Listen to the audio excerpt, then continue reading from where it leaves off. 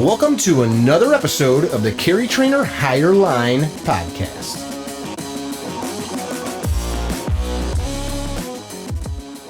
Hey guys, welcome to another episode of the Higher Line podcast. Got a couple friends on today. Now I've got to stop because it's like, who do I say first? Is the other one lesser or greater if I say one or the other? We are in a triangle though, so rock, paper, scissors. Even. I think it's very even, 100%.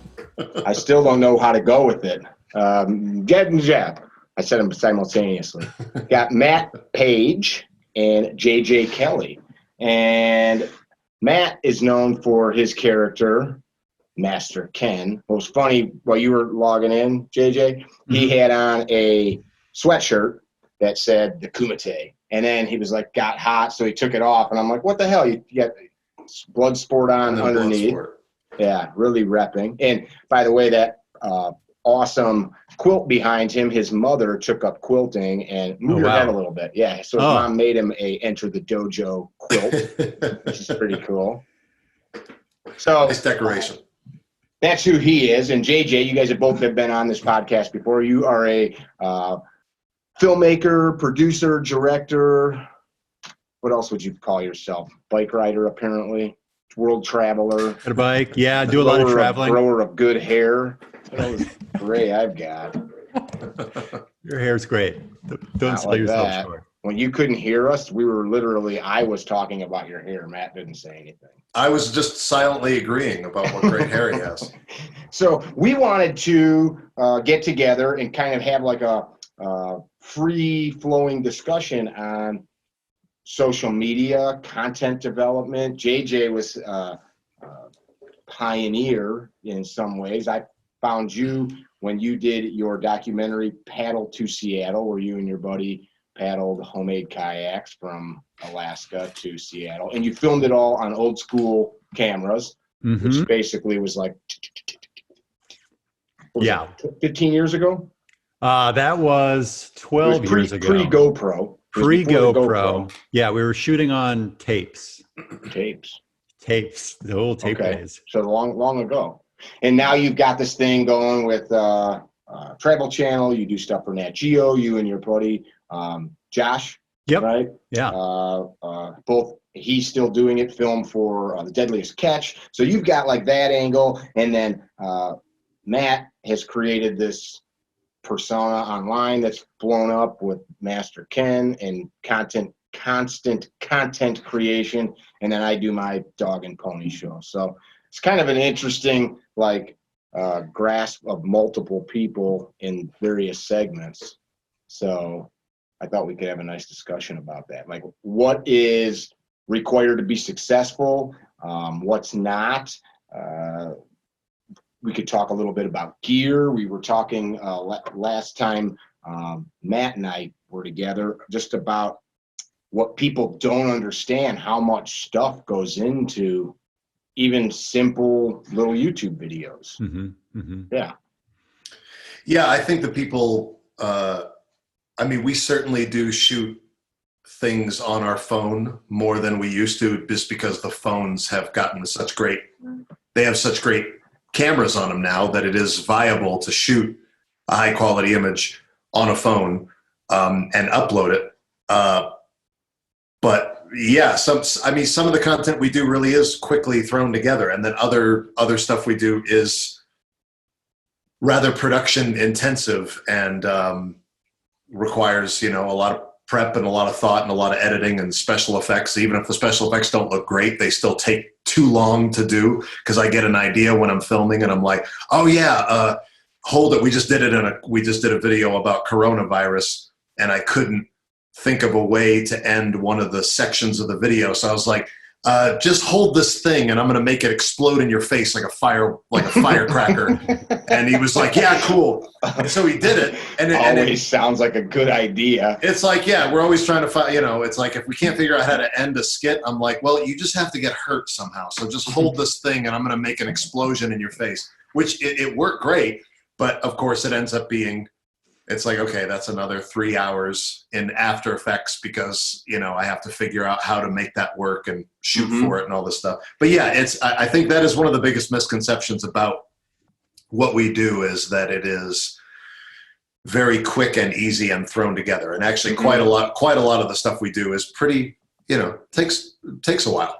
A lot of people don't know this about you, that you went to film school. You've got a background in like production and filmmaking and all that good stuff.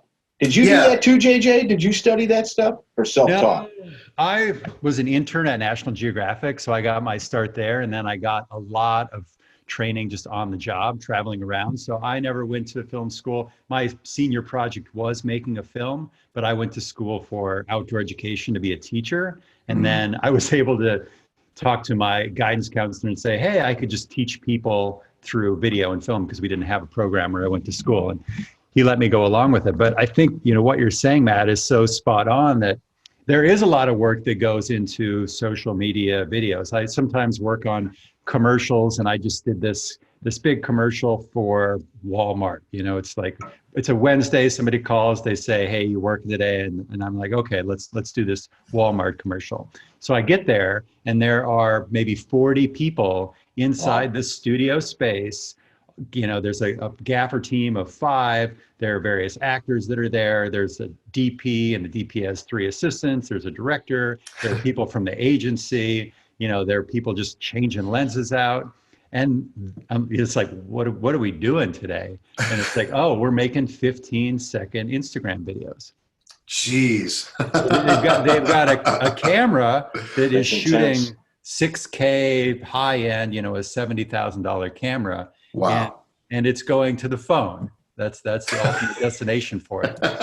So yes, content is king, and you might get lucky by capturing an amazing moment on your phone. But now that everybody has access to the phone, if you want to stand out a little bit, you have to kind of go a bit above and beyond. I don't say that you have to go to the extremes of having a 40-person crew. Sure. But there are little tips and techniques that you can do with not that expensive equipment to really make your stuff stand out. Yeah, that's interesting. Go ahead. Sorry, Matt. Go ahead. Yeah, I was just going to say that it's interesting hearing that, because that is also, it's weird how it has kind of circled back in a way, because when we started Enter the Dojo, the formal like sitcom format of the show, it was very much like a television show. And that was my training too. So we had, a director of photography, and we had a B camera and a C camera. So we had 3 operators. We had 2 assistants. We had a sound team. We had, when we shot each season, it's a group of about 20 people, 20 or 23 people, to make it like a show.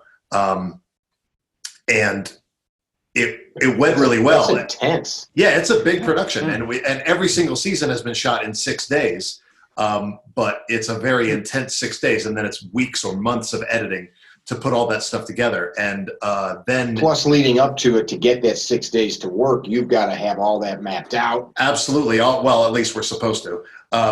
It has worked for when we've shot. The only way, in fact, season 2 was the only season that was fully written before we started shooting, because I would have to I'll get everybody scheduled first, and then work backwards and be like, okay, so I need to have enough money and enough scripts to shoot by April, and I'd be like, okay, well, that's my deadline then. And I would just work, and we usually have the season mapped out. Generally, we knew the resources we needed, but there would also be episodes that were like outlines that were like, okay, I know this is how the episode starts, and I know this is how it ends. Not 100% sure what happens in the middle, but we'll figure it out. And we sort of pieced it together. But the expansiveness of the production was very traditional. And then over the years, as social media became a bigger and bigger part of it, we began to pare it down and pare it down and pare it down. And now it seems like it has actually gone back to exactly what JJ's talking about, where it's like, well, now everybody is on social media and wants the following and wants to engage with high quality content on multiple platforms. So it's almost gone back to the more traditional production model. What I was about to say is we've gotten so spoiled because of the access to equipment now. Like I was watching, we haven't had TV in our house in years. We've got TVs, but we don't have internet. We have internet. We don't have like cable coming in. Right. That's what I meant to say. Right. Which we still pay the same amount for high speed internet as we would with cable. But anyway, I sit and watch, Amazon or Netflix, but a lot of times I just am watching YouTube. And like last night or 2 nights ago, I'm watching, there's a band I like, and I'm watching videos, and I'm like, what the hell? All they have is 720 uploads, like I'm complaining, and I'm like trying to find a higher resolution upload. And a lot of it is like, well, one of them was a video that somebody probably shot on an iPhone or an Android in like a backstage scenario, but they had good audio. It wasn't just a phone, but they wanted it to look like it was kind of, and as I watched it, I was watching it for the same reason we'll get to in a second. Matt mentioned earlier that he's been kind of watching more stuff on social media just to get an idea what people are doing. And that's the stuff I look for. The producer or whoever did this grabbed a phone, and they had good lighting. Angles were right for lighting. You could see it wasn't just some like, oh, let me grab my phone out of my pocket. And they had really good audio. Everybody was mic'd, but they wanted it to look like it was this quick off the cuff video. You know what I mean? That's so funny that would be an intentional goal now, is like, you've maybe got whatever 30 people behind the camera. But you want it to look like people are just like, quick on their kind of phone. It's funny that that's almost an aesthetic or like an image that you want to project. You can see backlighting behind people. Right. Yeah. Yeah. Like, I mean, you get these TV executives, and they sit around in a room, and one of them, their kid showed them, Matt's Instagram video that's badass and everybody loves it. And then they see an influencer's Instagram video that they made just with their phone, and they say, we need this, whatever it takes, we need to make it. And they only make it the way that they know how, by throwing a bunch of money at it and hiring their favorite DPs. So there is a ton of waste. I mean, you look at those big sets and you're like, you do not need all this. But at the end of the day, it is big companies wanting to maximize off of this growing platform that is free for so many people. And some people can harness it with very few resources and own so much of the space. When you have these huge brands, and when they try, it looks like they swing and they miss a lot of the times, Definitely. Taking pictures of you. Speaking of, for my now he's file. For the grams. That's it. I have people ask me, and I'm sure you guys do all the time, what kind of camera are you using, or what kind of audio equipment? And I actually stopped giving a lot of advice, because I started like, we at CarryTrainer have good cameras, not $70,000 cameras, but good cameras, good audio. We've got portable lights. We've got this stuff. And like in my space, guys that do what I do would say, geez, like he's getting like a pretty good quality of production. What the frick am I doing wrong? And I tell them, well, first of all, you're on your iPhone. Like we've got a Blackmagic camera. We've got audio recording equipment. We've got lights. Like, well, how much does that cost? I don't know, 20 grand, 30 grand. What do you want to buy?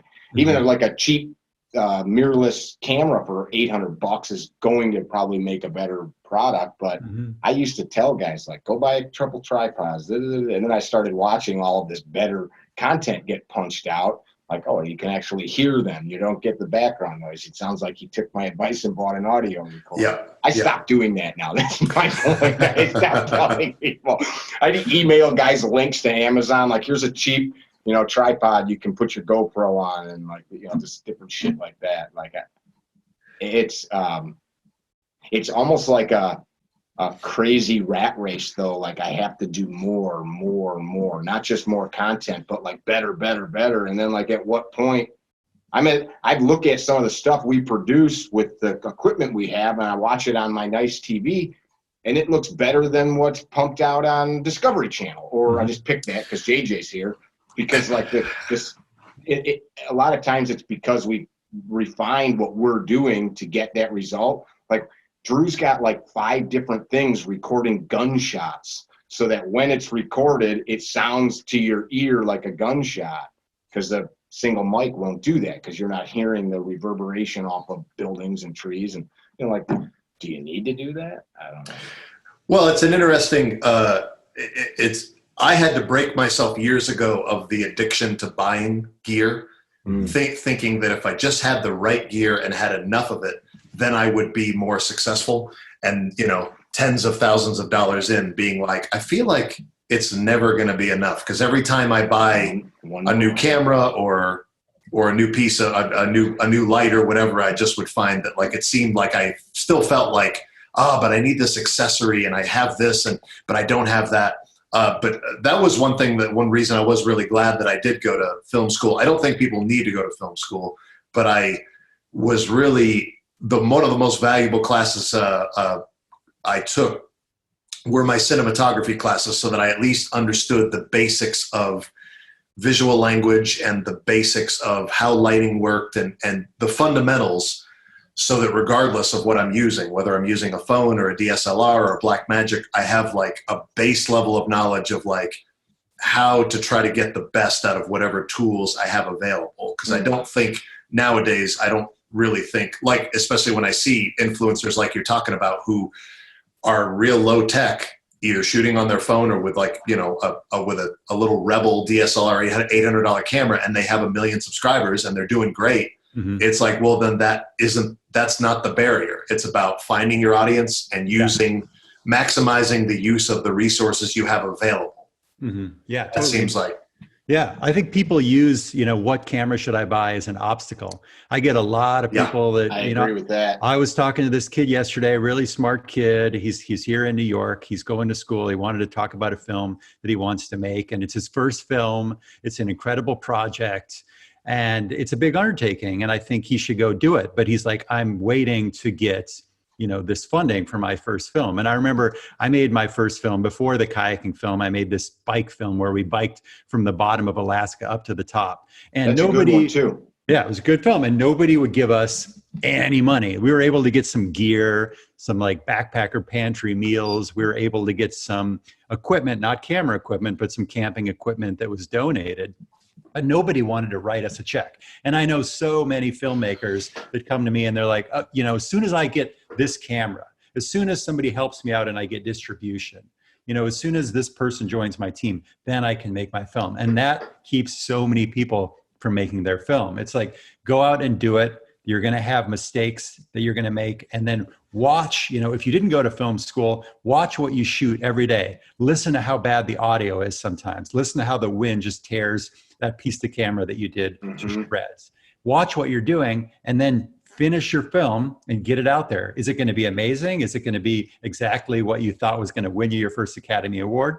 Probably not, but it's a starting point, and it's a place where you can get better. And by us making our own film and nobody helping us pay for that, at the end of the day, we own it. Was it a struggle to make it? Absolutely. But when people watch that film on Amazon, when people watch our other films on Amazon or iTunes, that is money that we make because nobody else owns that. And what we did is we took the money from the first film and we paid for the second film. So that way we're funding ourselves. So many individuals say, if I only had this, then I could make this. It's like, it's self-funded education.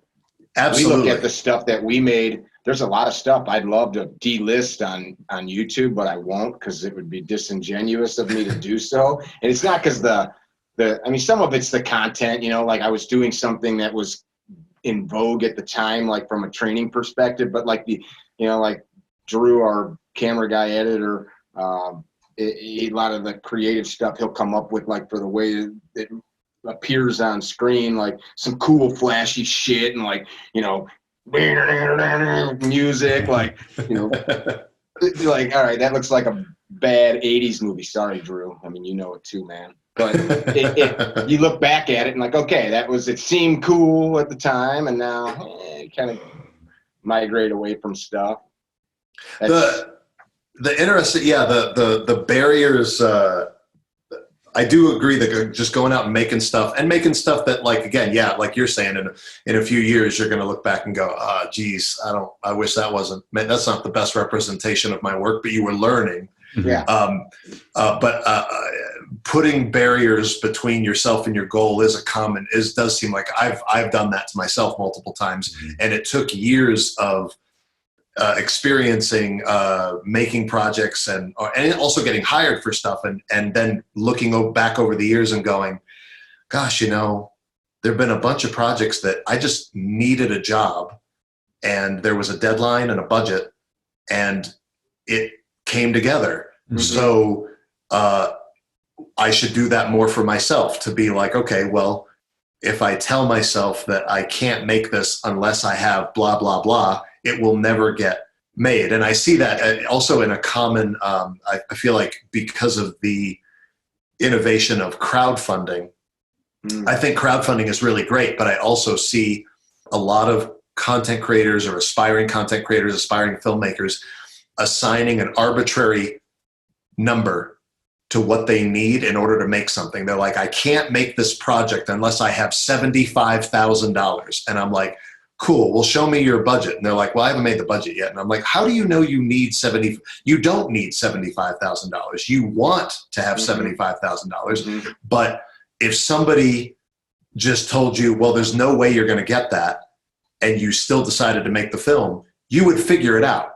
And so whether it's a piece of equipment or a certain amount of money or a certain person that you want in the project or whatever it is, like learning to break those down and say, okay, well, the first of all, I'm going to make this project and then work back from there of like whatever I have. And again, that's how all the seasons of Enter the Dojo happen, and how a lot of other projects that I've done have happened is I've eventually just been like, well, we're shooting on this date.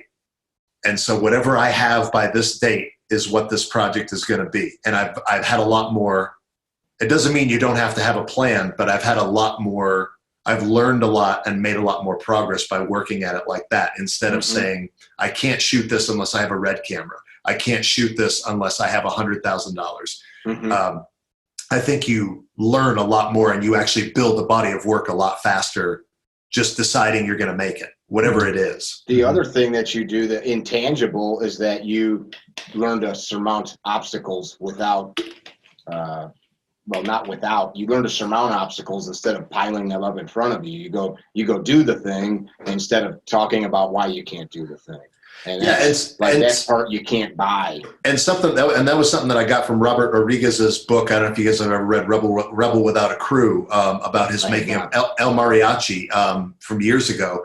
One of the things El Mariachi, where the guitar case had he wrote a book about he kept a journal of how he made that movie and how that eventually got him a deal to make Desperado and the beginning of his career. And one of the things he talks about in that book is the idea that if you get the idea that you can solve problems with money or equipment or whatever, you'll notice that never ends. Whereas if you just refuse to spend, or you refuse to solve problems with anything other than your creativity, you'll be amazed at the solutions you can come up with. And that we did that when Joe and I do the self-defense skits in the dojo. I used to get these ideas for videos, and I would go to Party City and I would spend $200 on props and costumes. And I was like, man, this one's going to go viral. This is definitely the one.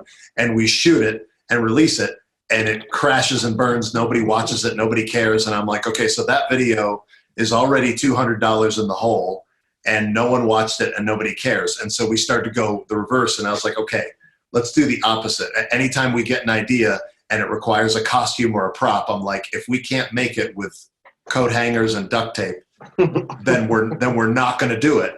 And we actually found we had more success with that, because part of we're lucky because we do comedy, but the more ridiculous your show is supposed to be funny? I mean, some people are shocked to find that out.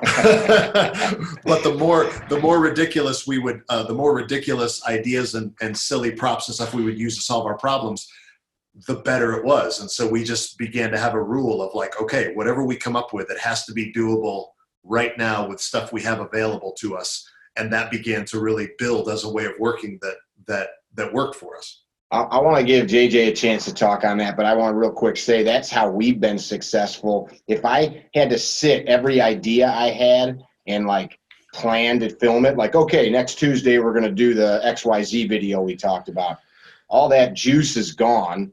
Yeah. Like my wife gets annoyed at me. Like, we're going to go to dinner. I'll be like, I'll be right back. And I run down to the basement and I'll start flipping lights on, and she'll be like, son of a bitch. You know, like we got a dinner reservation, and I'll run upstairs with like a microphone hanging out, like, you know, it's gonna be like 2 minutes, just like 2 minutes.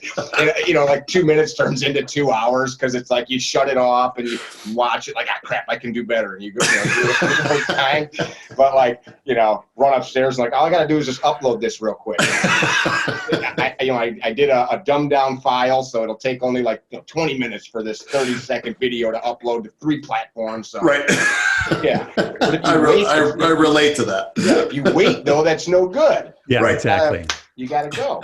You do. And I think that's so smart, because when you have an idea and you put forward a body of work, you create something, then it's an investment in your future, I think. Because is it going to be amazing, like we were saying? You know, maybe not. But I do think that this industry starts to gel when you have experience. Like when you can show up on set, you can see the individuals, you can know roughly what the storyline is, and you can take reality and you can turn it into a polished, finished project.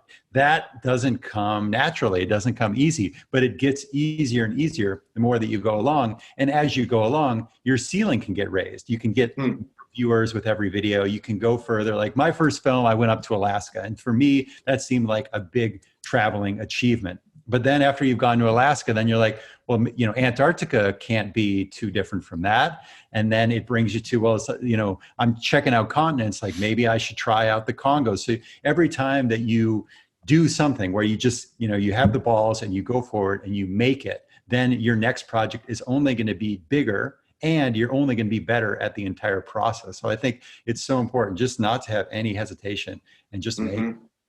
Hey, another thing is having that attitude with the production method too, because in terms of prep and thinking ahead, especially coming again from a film school background, I remember when I was in the early seasons of Enter the Dojos, like people would be asking for more content, and I didn't understand how great that was. That people were like, release more videos, and I was like, well, I'm not done with the color correction and the sound mix, so it's going to be we another. Talked about that a little bit. Yeah, it's going to be another week. If you know, I'll release it when it's ready, kind of a thing. Not realizing that a lot of people, like, not that you shouldn't do the best work, but that like getting content out was the most important thing, and that now, like the coronavirus video that we did.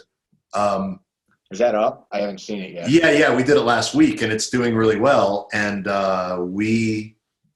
that came from a conversation Joe and I had that Monday at about 10:30, and it starts the way most videos do, with me poking my head in his office or him poking his head in my office and going, hey, you know what would be funny? And then within 30 minutes, I was like, we have to shoot this. And so 10 hours later, the video was done and up on all 3 platforms. And 5 years ago would have been like, that's impossible. There's no way we could ever do that. And now it's a regular occurrence where something's trending in the news. We come up with a good idea about it. And I'm like, I can be ready to shoot in 30 minutes. We shoot it out, shoot the whole thing in a couple of hours or less. Mm-hmm. And I know that by dinner time, I'm going to be subtitling that video for Facebook and Instagram and getting it out. And that's another version of like continuing to set crazier and crazier goals of like, how quickly can I get this content out and still have it be the quality that I think is possible, and just setting more and more kind of unreasonable goals, really, and being like 7 hours, 6 hours. How quickly can we do this and still have it be good, you know, and pushing ourselves further and further to do that. JJ, you don't really, your material is more broadcast based, right? You're doing stuff that goes to cable channels. And by the way, Discovery Channel, I like your stuff. I paid for years. I do buy the episodes on Amazon. I just refuse to keep having all of that stuff. It wastes too much time for me. Yeah, I know. Saturday afternoons, I'm watching Entertainment and Lifetime movies. I'm crying, drinking coffee. Why doesn't she just leave him? That's like me with Project Runway. I got on a Project Runway tangent. Like, when I first started it, the girlfriend that I was with at the time was like, yeah, just watch a couple of episodes. And I was like, this is not my thing. And then like a week later, I'm like, Why is TJ going with Prince? That is not his strength. I can't believe he's not using something that is more muted. Why is he using those color tones? I'm like all into Project Runway. You're not even joking. That's the truth. I was so into it. What were you going to say, JJ? I'm sorry, I derailed the hell out of that. I think that's one of those shows that, there are shows that we watch and there are shows that we say that we watch. We all say like, oh yeah, I watched this highbrow documentary and it's like, the subtitle and it's going to make me smarter. And maybe I watch a little bit of that, but I think we all have those shows that we do watch, and it sounds like Project Runway might be that show. It's just for a while it was.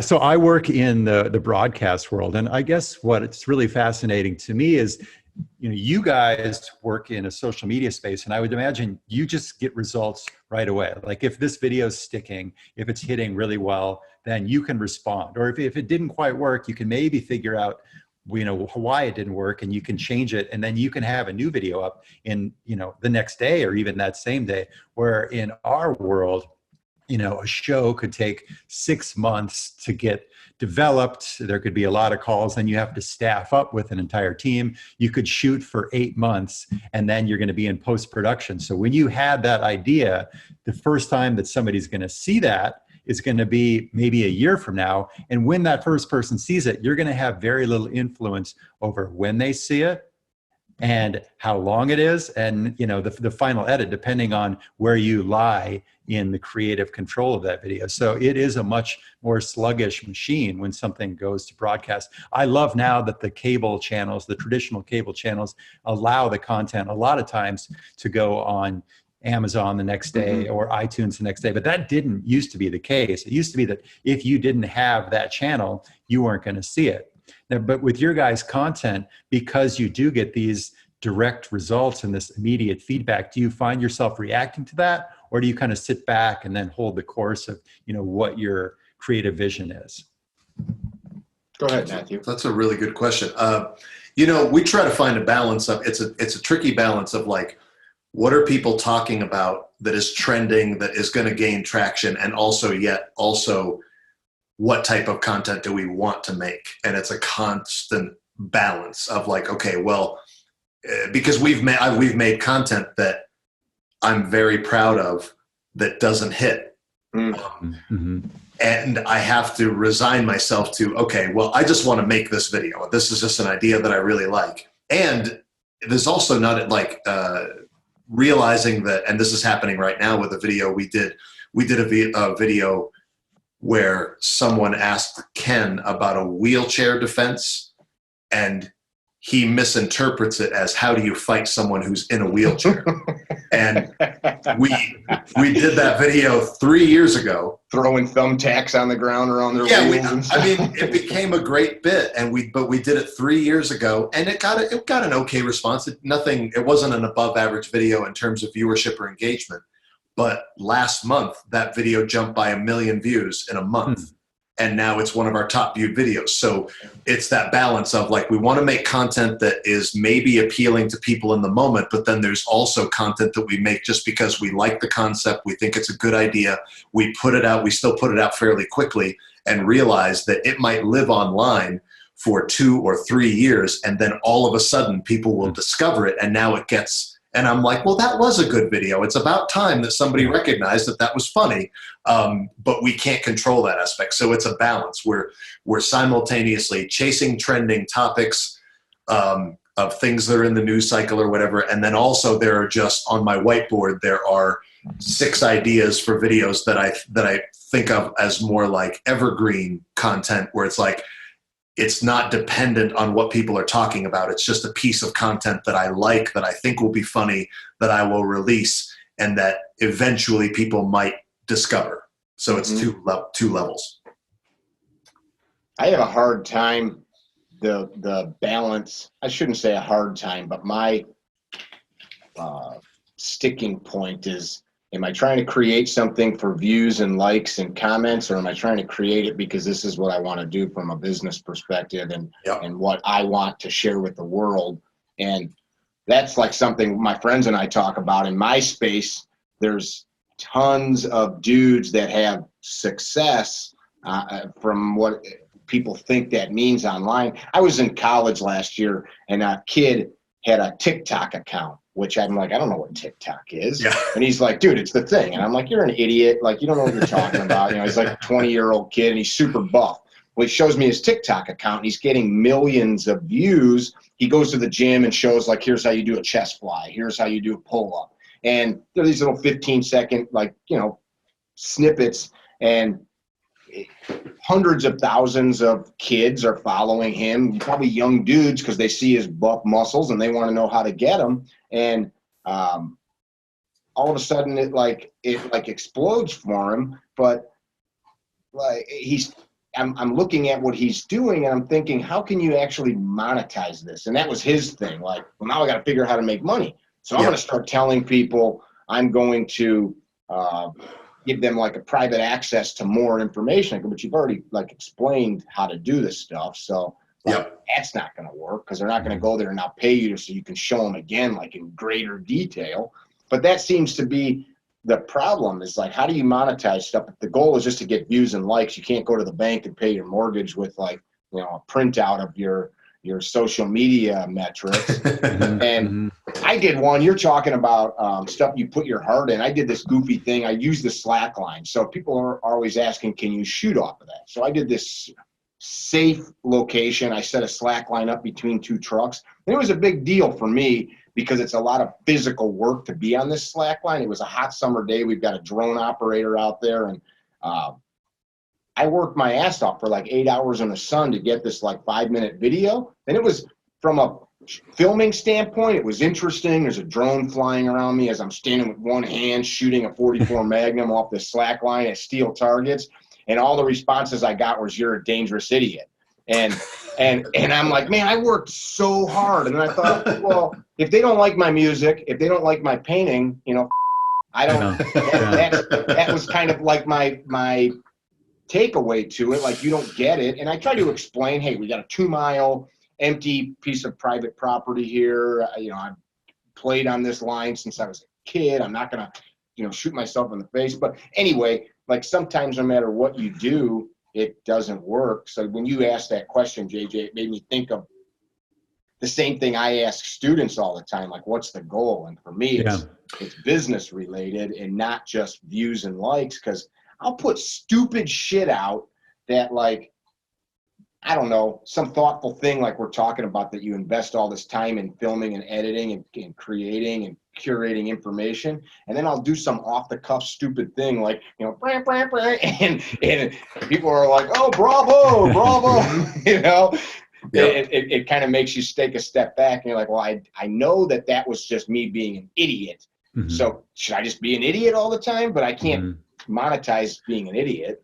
I also find that, like, if you do something that works really well, it is also immediately irrelevant sometimes. Like, we get away with it one time. We did this gun defense where, like, Todd points a gun at the back of my head, and I just go like this and kind of just knock it out of his hand. It was just, I had suddenly an idea of that. I saw that in my head, and I was like, let's go in and shoot this really quick. It took like 5 minutes to get in costume, do the video, and we shot that one.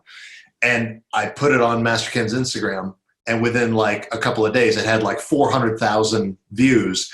And so I was like, oh, we should do goofy gun defenses. And so we were able to do that for about a month and a half, 2 months. And then we began to struggle to come up with more. And then the views were going down. And I was like, and now we've completely burned that out, and no one cares. And now I have to figure out what the next thing is. Right. So I feel like every time, in terms of at least the social media aspect, every time we figure out something that works, it no longer works. Yeah. JJ, what do you use social media for? So you've got this completely different mechanism for earning a living than we do. Like, do you use it just to? I know some of the things you do, but like, what's your purpose when you share a photo or a clip or something like that? Yeah, I mean, I generally just find myself in some pretty incredible places, and I'm sitting there and I'm like, wow, I have a chance to experience this. I'd like to share where I am. But for me, It's interesting because I don't make money off of social media, but the people that I interact with are other filmmakers, they're executive producers, they're network executives. I don't have a lot of followers, but the followers that I'm lucky enough to be followed by generally are in the industry that I'm in. So I will notice a direct correlation if I am over in Israel, I'm in Jerusalem, and I take a shot of this amazing thing that I see and I put it online. There is a very decent chance that I will get a message from an executive producer, a friend saying, we have this amazing project. We need somebody. Are you available? I was up in the Bering Sea last year on the Deadliest Catch, and my crab boat had internet. So I posted a photo, this like hellacious black wave that looked like Satan itself trying to reach up and grab us off this crab boat. Is it on your Instagram? Yeah, it's some of the Deadliest Catch ones are up there. I'm scrolling through as we're talking. And then I get a message from National Geographic, and they say, hey, we have a cruise ship going up to the Bering Sea. We want to have one representative for National Geographic on that ship. I see that you've worked for us in the past, you take good pictures, and that you're familiar with the Bering Sea. Will you be our expert on this cruise? So cool. I will notice again and again that just by putting it out there, by having the right individuals that follow me, that it will lead to more work. So that's kind of why I've done it. I have the same experience, actually, even though, we're more plugged into primarily social media than any sort of traditional legacy kind of media of film and television. But even if we're not generating a ton of views or a ton of revenue off of YouTube and Facebook monetization, constant engagement with the platforms and constantly putting things out there brings in the opportunities that pay. We'll be doing videos regularly, or we have one video that takes off. Maybe we have a video that goes viral, but it gets demonetized right away. So it's really popular, but we make no money off of it. But that week we might have 3 inquiries about doing a live appearance and being paid, or like sponsors will reach out to us because they're like, hey, you're getting a lot of views on that video. We'd like to sponsor your next video. Yeah. So indirectly, by continuing to engage and putting what we do out there, the other revenue streams show up. Yeah, totally. It keeps you relevant. When there's this project that gets greenlit, there's money that comes through. Some executive is sitting in their office being like, who the hell am I going to hire? They can't figure it out. They look at their phone to distract themselves. They're like, look at this son of a bitch. He's out doing stuff. Great. This guy. Right. Exactly. Do you think, JJ, some of the stuff that you guys produce, like you did that cool movie, the Paddle to Seattle, with cameras and stuff you could carry on your persons, is some of the stuff that you're doing that requires 30, 40, 50 people, could it be done with 5 or 6 people and get a similar product to what's now being done? Do you understand my question? Yeah, totally. I think so. I did this film called Warlords of Ivory. It was for National Geographic. And we had this crazy idea where there were all these elephants that were being killed for their tusks. So you and I talked about this. Yeah, exactly. So we took fake elephant tusks that we had engineered, and we put a tracking device in those using the same techniques the DEA would use to go after a cocaine smuggler. We made fake tusks and tried to get it into the hands of a warlord. So it's just, if you have a big team, if you have the sound recordist, if you have the assistant cameras, then when you show up, you're a dead giveaway. So we had to be small. We got arrested as part of this operation because the tusks were so good. They thought they were real and they put us in jail. Well, I just filmed that with my phone. And really? I wouldn't have been able to capture that moment if I had a massive team around. So I think it really depends, because I've worked on projects recently. So the whole film pretty much was filmed on a phone? Oh, no. Sorry. Just when we got arrested. Yeah, okay. We got arrested and they stripped us of all of our cameras. So I said, see. This is pretty good. And I just pulled out my phone and filmed it. But yeah, I think that when you have too many people, sometimes it can slow you down. I think we start to speak a language in this industry, where if we work in television or video production, that we could get to a set and we could just say like, oh yeah, grab me that zoom lens over there, or I need a new brick, or somebody get me some sticks, and then other individuals. What's a brick and what's some sticks? I don't know. So batteries and tripod. There is a Okay. tripod. Okay. All right. Nice. So you can, there's this shorthand for the work that we do. And sometimes you have too many people and it can just slow you down. So I don't think that all those individuals are necessary. I mean, I've done some commercial work recently, and, my whole strategy is like, you've come to me because I'm a documentary filmmaker and you like the kind of product that I make. I'm not going to make your commercial like a normal commercial. I'm going to run it like I'd run my normal team. You can be there. We'll get you a monitor so you can watch along. But I want this to feel, in line with the kind of work that I've done, because otherwise it's just going to waste a bunch of money that could go to my pocket or somebody else's pocket eventually, and it's going to slow us down. Makes sense. So is it because of the industry that it's still like that? Is it like government where things just exist because that's how it's always been? Like, I've got a friend, Talon Sai, that's got a exploding YouTube presence, and he films it all on one camera. He edits it all. He's got a van that he bought that's got like a nice 4-wheel drive RV with a mobile office. He jumps in there and he's a snowboarder. He shoots guns. He rides motorcycles, travels around. It's kind of just like a lifestyle show, like young guy that's living his best life. And, and it's all good quality stuff, like the way that he films and captures the content. But it's like one and done, like he'll come to our events and film, and whatever he captures is really what goes out. He of course cleans things up, but it's not like let's roll it again. Like, this is what it is. And it's, I think you ask yourself, what's your goal? Are we filming a Red Bull X Games competition here? Are we going to need a helicopter in the air with a Cineflex? Are we going to need a cable camera? Are we going to need a camera with the family to see how they do? Are we going to need a camera at the finish line? Are we going to need one at the start? Okay, then you need all those people. But if your goal is to tell a story about this trip that you're going on, what are 7 more people going to add to the party? Mm-hmm. Is it going to slow you down? So it's simple. Like, what are those individuals that we have? And don't get me wrong, that when you have a massive team, you can accomplish an incredible thing. But if your goal is pretty small and you have all these people, they're just going to slow you down, I think. Yeah, that makes sense. Something Matt and I were talking about the last time he and I did a discussion together was, I think how this is a kind of a different tack. Folks appreciate what you're putting out, and like Matt said earlier, I'm working on color grading or different stuff. I'll get it out when I'm ready. And people get kind of almost angry, like, hey, this stuff, I'm earning a living, but it's free. You're not getting charged for it. They get kind of pushy sometimes, like, where's my stuff? Or guys will say to me, you know what you ought to do? You ought to, do a video on this such and such thing.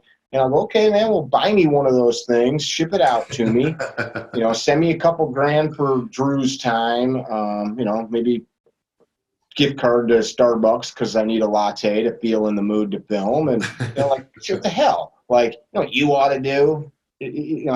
Comment on that a little bit. Yeah, that's tricky because on the one hand, you're right. You're producing content that the majority of your audience views for free. They come to expect it.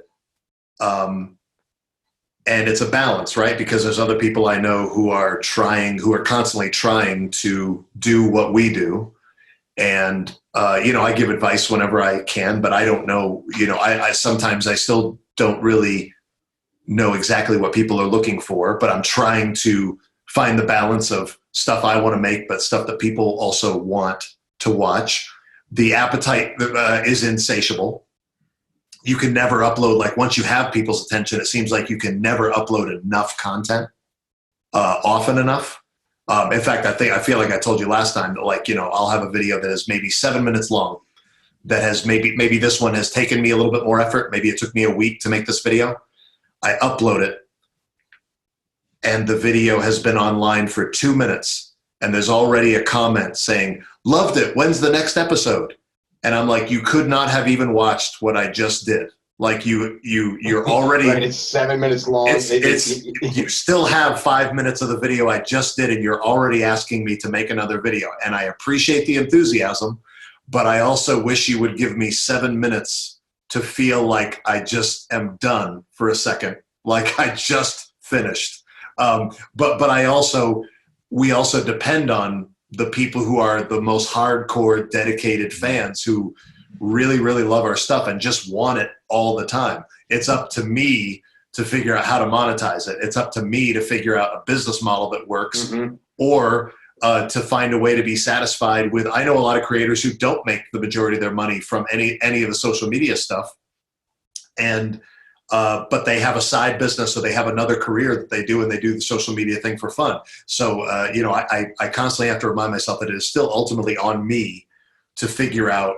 It's not their problem how I make the money, how I get the resources. If I've gotten their attention, I just have to be grateful that people want to watch my stuff. And I have to, otherwise I begin to resent the process. And then my satisfaction with the process is dependent on trying to make people respond the way I want them to respond instead of the way they're going to respond. So instead I have to say, okay, I have to enjoy this process and monetize it as best I can, and just be happy that I have an audience at all. And some of that does come from being an independent filmmaker for years and making a film, spending 6 months making a 10-minute film, sending it to film festivals for a year, you know, and maybe going to 2 of those film festivals and thinking, okay, it cost me $3,000 and took me 2 years, and I got to show the movie twice to 100 people. You know, it's like I used to go through so much just to get anybody to see my stuff. And now we upload a video and 10,000 people see it in a day.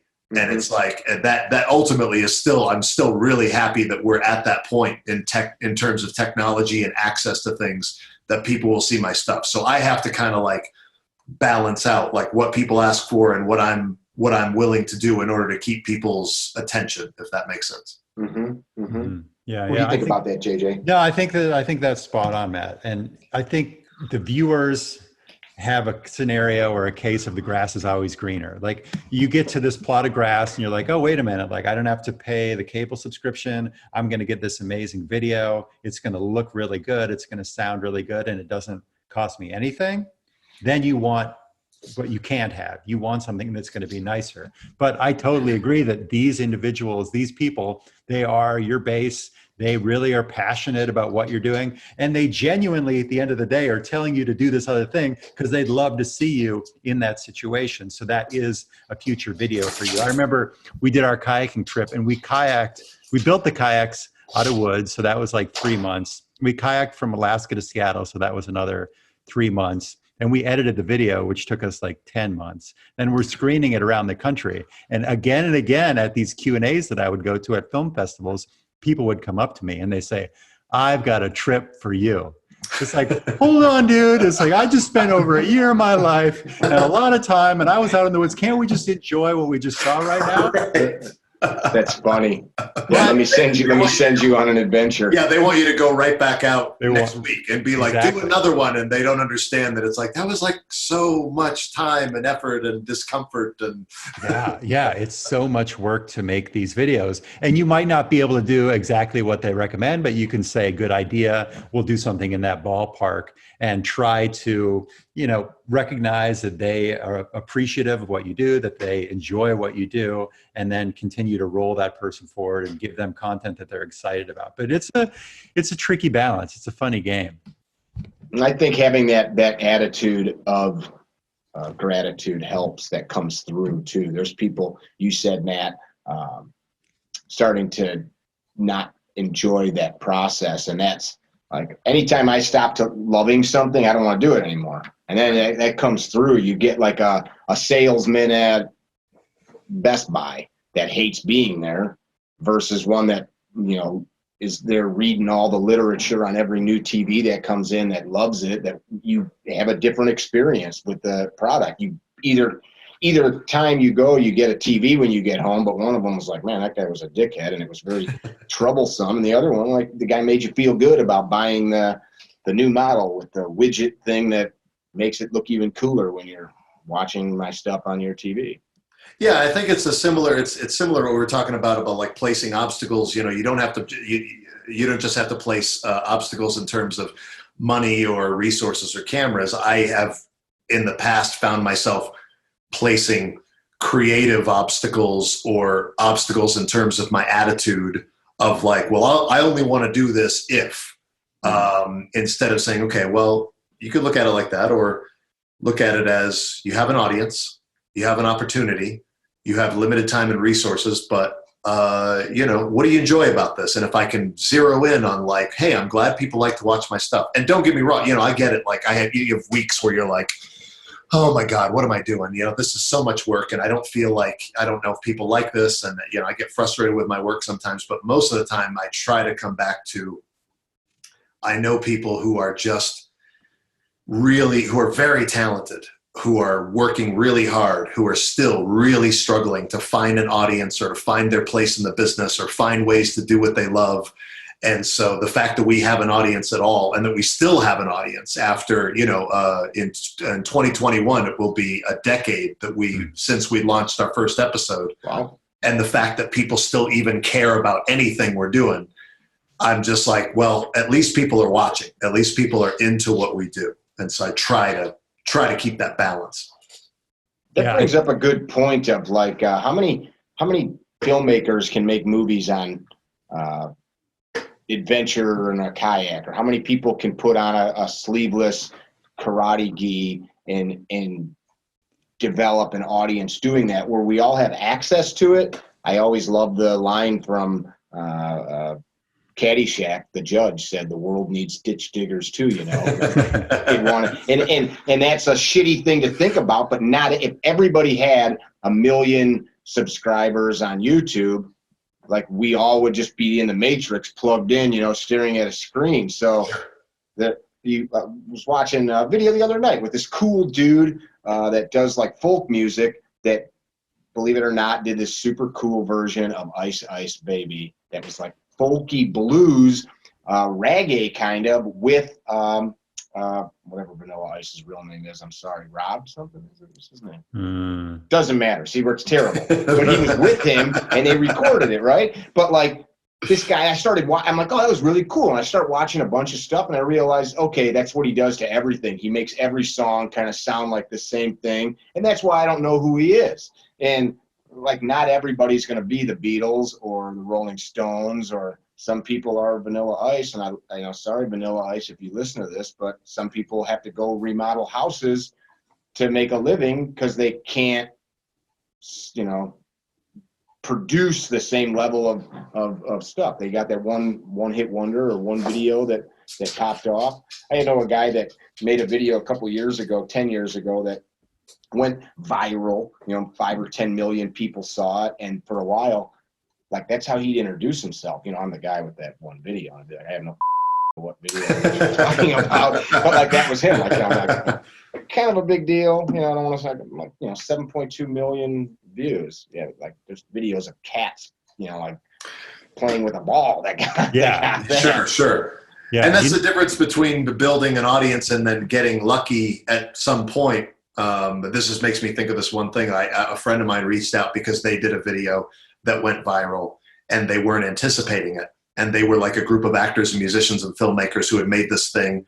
And it was, they spent 2 weeks trying to decide what to do next, because they weren't prepared for it to, and by the time they decided on what to do next, the time had passed. And they had made a great video and they got a bunch of attention, but that's not the same as like building an audience. And I tried to explain to them, I said, well, there's a few things you can do, but really the main thing is you just got to put out something new, like right now, like hang up the phone and go make something right now and put it out. And they couldn't wrap their heads around that, or they just didn't have the resources or whatever it was.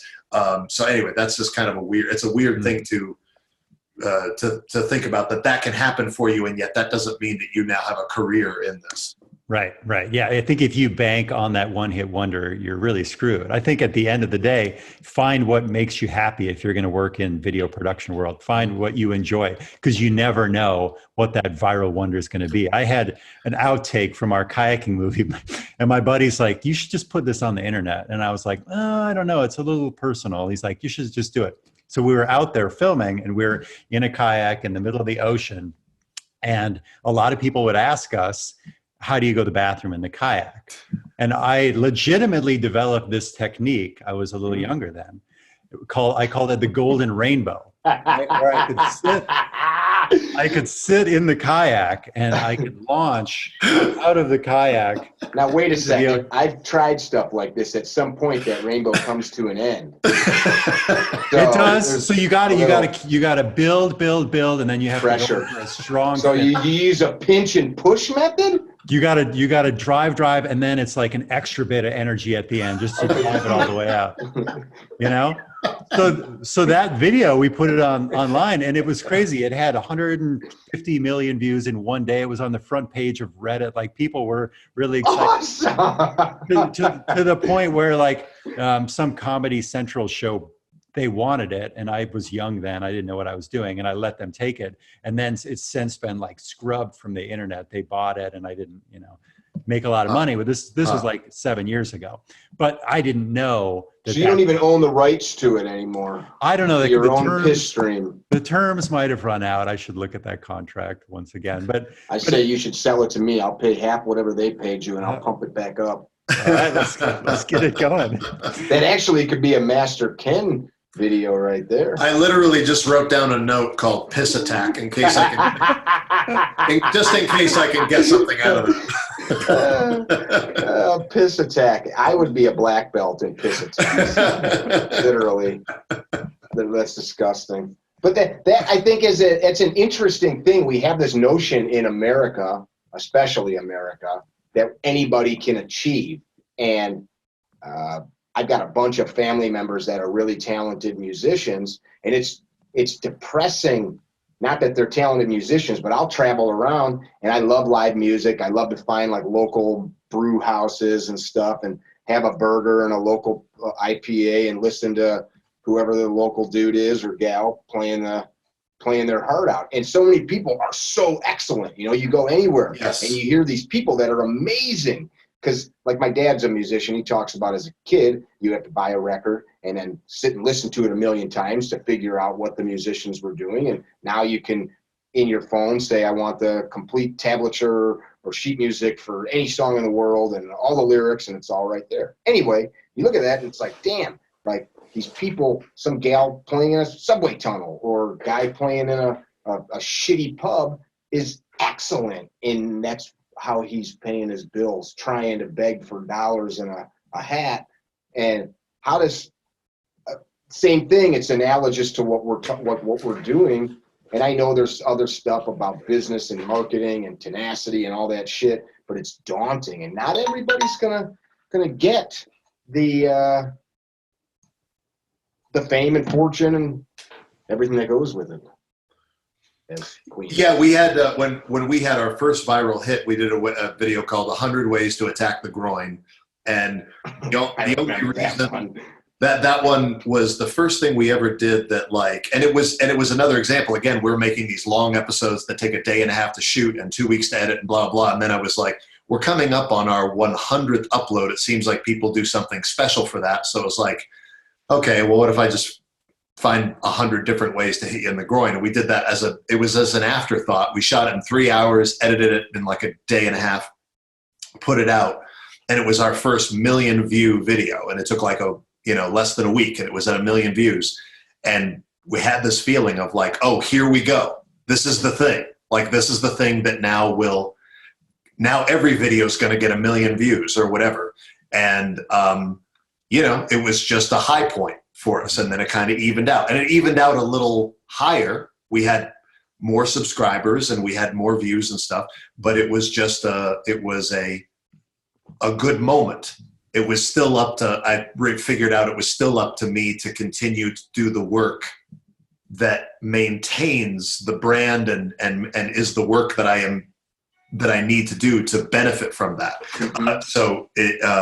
But in terms of what you're saying, yeah, that is one of the things that I find to be one of the most interesting and sometimes frustrating things about the relationship between artistic talent and commerce, that I have met so many incredible, talented actors, writers, musicians, filmmakers. I've seen films at film festivals, short films that are brilliant, that probably, unless you know what to look for, are never going to be seen outside of a festival, or, you know, they're on YouTube, but there's so much stuff on YouTube that getting people's attention is really difficult.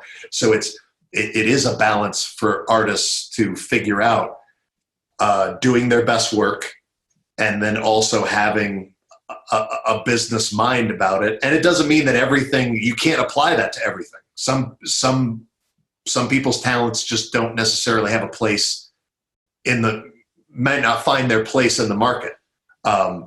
So trying to figure out where those two meet is a big challenge, you know, because I just very much relate to what you're saying, that I've met so many talented people. It's harsh, man. You sit there and think, and I want JJ to comment on this, but like you as well, you pump this stuff out. I tell this story to people all the time, that I don't even know how, but I'm playing on the internet and I came upon your documentary and I'm like, oh, that looks cool. You know, like I like that stuff, that the concept was cool. And I grabbed a beer and paid the $2 or whatever. Maybe it was free. And I watched it. I think it was on Amazon. Maybe it was on Netflix, one or the other. And I watched it. I thought, that's really cool. And then I'm like, how old is this? Because you could see the video quality and stuff was not kind of on par with current stuff. And then, you know, I did a little research and found you. And I'm like, man, that's a damn shame. Like, you know, here, and you could see just watching it, I'm not the adventurer you are, but I kayaked across a lake. That's hard work. You guys kayaked how many miles? 1,200 miles. Yeah, 1,200 miles in the ocean with, you know, whales and, you know, all kinds of rain and cold and wind and waves. Like, I just, looking at that, people, like, how do people not see this shit? And then when they do, like, just like the dude in the subway tunnel, like there's a guy at our O'Hare airport that is, he must have gone to Juilliard or something.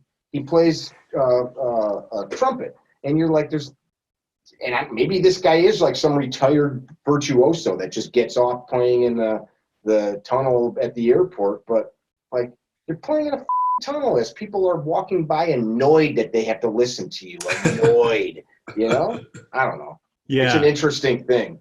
Yeah, I mean, I think you never know when that viral moment is going to happen, and it gets back to our idea of just doing really what you love and what brings you joy. Because I think when you run the risk of following the likes just because this person liked this, you know, if you follow the groin likes, you'd just be the crotch expert at this point. And, you know, maybe you'd have millions and millions and millions and more followers, but it's like, do you want to be the crotch guy for the, you know, It's like, do you want to, like, I think of somebody on the upper extremes of notoriety, like Justin Bieber. It's like, do you like singing? Maybe he genuinely likes singing songs like that. And for some people, that's great. But if I was in that role and I was having to sing about stuff like that, I wouldn't be happy with my life. It's like, am I happy with my life in a kayak out in the middle of the ocean? I am very happy doing that. Maybe somebody's going to recognize it if I do a good job in documenting this. And maybe I'll get really lucky because somebody leaked a video of me taking a piss in the kayak and people thought that was amusing. But at the end of the day, it brings me joy. And I think you really can run the risk of losing yourself if you're just out there chasing it for the likes, because you never know when the next person that walks by that guy in the subway tunnel is going to be like, this is amazing, you know, you need to come on our radio show. And it's like, by finding that thing that brings you joy and just living in that moment of joy, then success will find you one way or the other. It may find you monetarily, or it may find you in the fact that you just live your day happier than everybody else around you. I think that's the best, you know, answer right there, is finding inner peace. Boston, remember the band Boston? They did a song called Rock and Roll Band, and there was a line in the song, they're out playing in bars, sleeping in their car, and one day they're up on stage and a man drove a Cadillac car and smoked a big cigar and came in and said, you guys are psych, here's a contract, sign here. Fast forward, dude smokes himself in a bathroom 20 years later. You know, they were famous around the globe. Like, you did it, man. You played in the bars and slept in your car, and then you killed yourself at 50 years old or 60 years old. Like, you can't wait for that one moment. I'd be curious what you think, Matt, but like, if you're waiting for this moment where your video is going to get this many views, when you actually get there, this goal that you set, if you're like, okay, I don't feel a lot different right now. I just have to set a higher goal for myself. So if you make that milestone, crossing this finish line, and when you get to the finish line, everything is going to be sorted out, you're always going to fall flat because it's not going to be what you'd hoped it would be.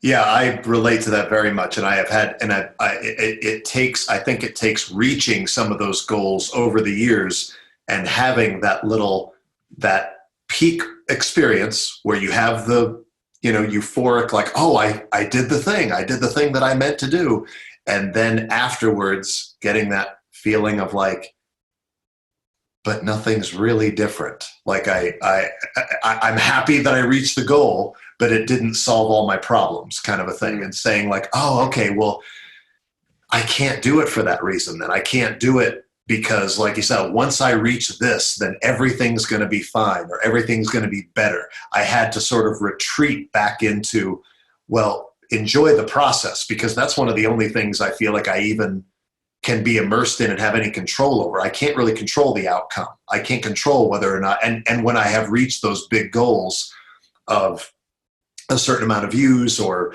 being able to travel someplace because of the show or being able to work with somebody I really want to work with, I really have to enjoy that thing, not what I hope it will get me, if that makes sense. Because that's the sum of your life, whatever that process is. Like that's yeah. the time you're spending. Yeah, but I do think that especially in America, with the American dream and that there's all the attention that is put on achievement and celebrity and definitions of success and perception and things like that, there is this idea that once you are famous or once you're popular or once you get to this point, life will sort itself out. And it's like, that's kind of dangerous, because that doesn't have you in tune spiritually with what it is you want to do, who you want to be. And if you're always trying to do these external things to solve that, I think that's how people end up being very famous and very wealthy and miserable. I've watched the Kardashians. Exactly. You're right. But I don't think it's a solution. And I think that a lot of people do find that. And I personally have had experiences where I reach a goal, I achieve a certain thing, and then I go, but that wasn't it either. Whatever it was I was looking for, that's not it. So I definitely agree that, like, as over the years, I definitely have tried to retreat into the process itself and say, as long as I'm doing the things that I enjoy, acting, writing, trying to make people laugh, trying to come up with funny things to do, as long as those things are what I'm focused on and I'm focused on the right things in my personal life, then I'm not dependent on those goals to be happy, if that makes sense. For sure it does. Yeah. I like what JJ said. I like everything you just said as well. The irony, studying martial arts and you having this parody martial arts show, that is the way, right? Like the new Star Wars thing, they say that is the way. But that is the whole point of a martial study, is not to become a black belt, but it is the process of becoming the black belt, or the expert craftsman or the expert filmmaker. That is the purpose, the endeavor itself, not the goal, not the end destination. It's that's the sum of our life. Yeah, and it's like when you're beginning martial arts training and like you want to learn how to do the flashy, you're most focused on the flashiest stuff. I want to be able to do all the flashy stuff, but then you find that over the years you begin to focus. I think some people's journey is like you find out how important the fundamentals are, that if you don't have good balance and you don't have good speed and you don't understand how the body moves and the fundamentals of things, then you can't do anything. Mm-hmm. And so I find myself in my process reducing to that constantly in the creative process too, of like focusing on the fundamentals of what I do. And I really enjoy that. And then whatever it comes out of it, comes out of it. I appreciated what JJ said a minute ago about seeing things, all the cool places you go, and wanting to share that. I've taken, as I get older, and I did this as a younger guy, I take tons of photos and stuff, but some of them I save just for my brain. And I will literally see something, or there's a time I was in a coffee shop with my wife once, and I can describe this 30 seconds of like perfect clarity, sitting there listening to all these people, my arms around her, I can smell her hair, the coffee, and we're waiting for our seat. It's this cool thing. And I'm just like, could remember this 30 seconds, like on my deathbed, and I'd be okay with it. Just this was cool. And it was just this mundane clinking of glasses, people happy, sunlight through an old window pane, you know, creaky floorboards. And I will do that. I posted something yesterday of my bloody hand, and it wasn't like, ooh, I trained so hard. The day that bloody hand happened training, I was with these boys out in this field in North Carolina. They were all like young dudes starting to like find manhood. And like I could smell the grass that we were walking on and see the birds on the horizon. You could smell the coast that wasn't far away. Like that shit's cool. I wasn't there to train dudes and make money. I was there for like that thing that's in my brain. I call those my forever files. I actually don't talk about those very often. But like that's like what you're talking about, that process. Like I'll be on the road by myself and people say, don't you get bored? No, man, I'm, you know, drinking almond milk lattes, listening to 80s rock on the open road. Like that's the totality of my existence. Almond milk lattes and 80s rock, man. Bring it on. Yeah. I mean, it is an incredible thing. If you look at the end of the day at 2 milestones that you could achieve, you could say, I could get 100 million views on this video, or I could find myself in a really unique spot trying to solve this problem with this fun camera equipment, with this group of people that I may never be organized exactly with the same amount of people in this exact same place right now. And we're living, you know, this is something that's really incredible. So it's like, yes, getting 100 million views is a big deal, but also just the experience. You know, you really got to enjoy the experience at the end of the day, because what we do, what everybody does, is really remarkable when you stand back and look at it. So that is really what you should be driving for, not, you know, this arbitrary thing of, did people like my stuff? You know, that is important to pay the bills, but if you don't enjoy what you're doing, then who, you know, we're so, our minutes on this earth are so precious, and to think that you should spend them trying to get favor from what other people think about you, then you're wasting it. What a huge waste of your life. Yeah, and there are also real surprises in what ends up being the best experiences, because sometimes we get in our minds, if this happens, it's going to be great. And sometimes there are other gigs or opportunities that come up that I'm like, we got to do this thing, and I don't even know. And they don't work out. Like we've played Vegas, you know, we do a live version of the show, a live stand-up version of the comedy show with me and Joe, who plays Todd. I didn't know that. Yeah, and we've performed all over the world, and we, you know, are the biggest audience we've ever had. We performed at the Palazzo Theater in Vegas, and about 1,000 people in the theater, and that is a great show. That was really fun. It was a lot of pressure and it was a lot of nerves, but it was great. But we still occasionally talk about the fact that the best show we have ever done and the best audience we've ever had was in North Platte. I want to say I think that's in Nebraska. That is in Nebraska. Yeah, North Platte. It was this contest where like people could enter, and then whoever won got a Master Ken show. We went up there and we're like, we don't even know where North Platte is. Like, and we got there and we performed. It was in an armory, like a big empty armory, and in upstairs in this small room there was a mixed martial arts school, and they were the ones who won.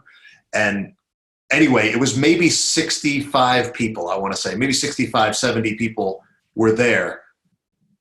I don't think we've ever done a better show.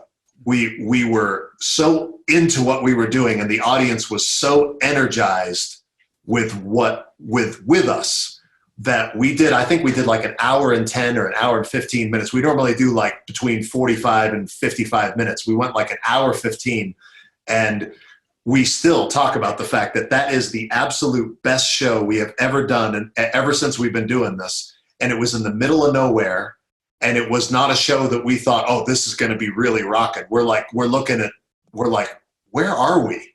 You know, we're in this tiny town in the middle of nowhere in this broken down building, and the people were so great, and they were so excited that we were there, and we were so into our act that night that I don't know if we'll ever do a better show actually than we've done that. It just wasn't what we anticipated.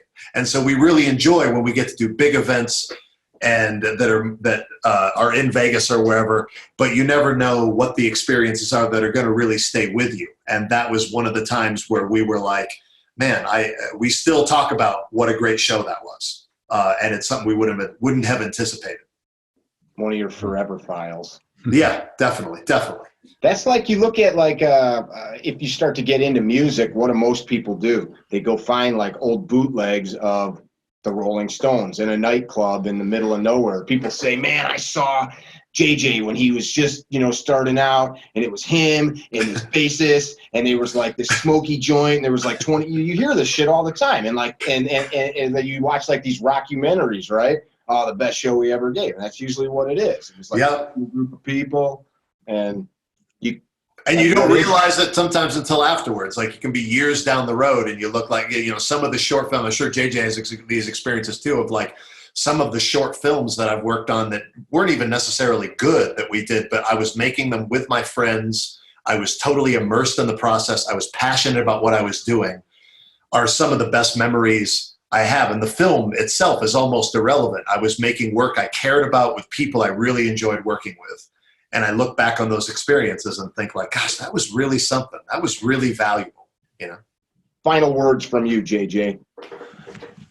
Well, I'm a fan. I'm a fan of both of your work. And what really excites me is that we can live in this world where, think of how extraordinary it is that somebody can make a film about going in a kayak, somebody can make a mockumentary about martial arts, and somebody can empower people to walk around this world and be more confident in defending themselves. And we can all get paid to do it. It's an extraordinary thing. And I think by lifting each other up and supporting one another in whatever video production or whatever kind of work we do, it really elevates the entire industry. So I'm just thrilled to see people succeeding at doing what they love. It's huge.